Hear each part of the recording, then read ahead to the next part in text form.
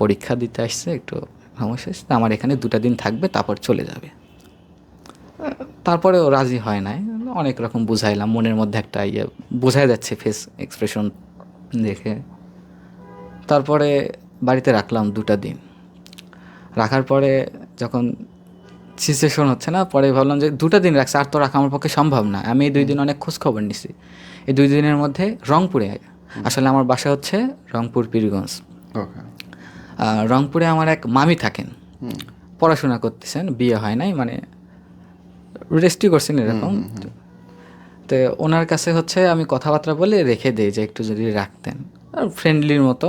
তাই আমার বিষয়টা জেনে শুনে রাখছেন সব মিলে, যে ঠিক আছে রাখো। তো রেখে আমি বাসায় আসি, মানে তাকে রাখছি, রেখে বাসায় আসছি। এসে আবার পরের দিন ওখানে গেছি। যাওয়ার পরে এর বাড়িতে কোনোভাবে মানে আমাকে একটু সন্দেহ করে, ওইভাবে জানা যায় না, মানে মেয়ে কোথায় গেল এরকম একটা বিষয় আসে না।